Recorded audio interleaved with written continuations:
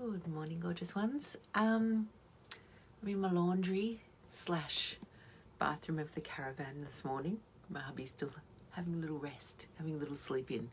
And it's really interesting how long it can take, good morning Susan, how long it can take to wind down.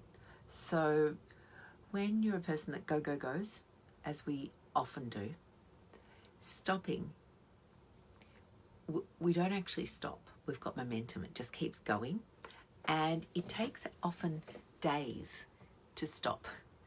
And I think this is the importance of regular breaks, regular holidays, regular time away from your work, regular time away from your busy life, is because it can take time. The reason that we at Real Life Medicine spend a lot of time talking about stress management is because most people put it at the bottom of their to-do list. They've got a massive list of all the things to do, and then stress management, which often is in the form of meditation or a walk or just some time being still, gets put at the end of the list, and it gets put at the time when I have time. So when I've got time, I'll meditate, or when I've got time, I'll go for that walk, or when I've got time, I'll do that. But the thing that happens, and this is the frustrating thing for lots of people, is that the way our lives are these days, they're so modern times, so 2020-ish, 2020s, the 2020s are way different to even the 1980s. The pace at which we live, the constant time that we're on, if you like, is much different. So back in the 80s, it was I remember in Melbourne, there was a big hullabaloo about somebody wanting to open a shop on Sunday. And there was this huge, storm going on because shops weren't open all the time. The internet wasn't invented. There wasn't any online shopping. There was 4 television stations to choose from. Life was much less frenetic.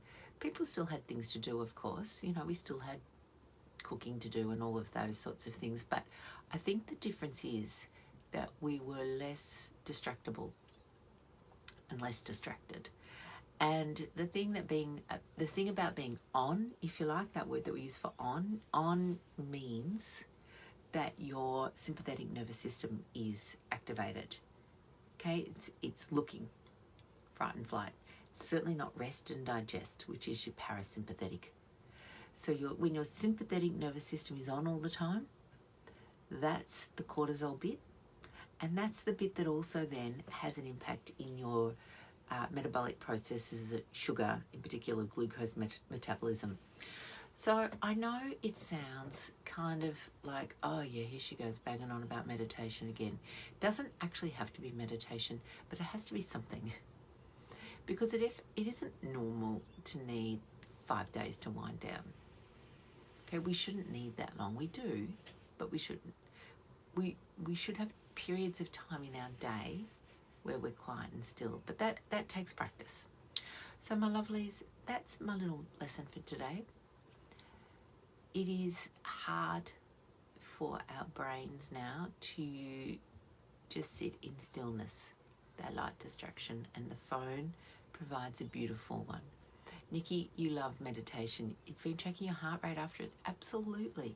There is profound physiological benefits to meditating, and meditating can be a formal practice, or as I said, it can be just stillness, sitting outside with your hot cup of tea, maybe when it's sunny. I'm not outside at the moment because it's actually raining here.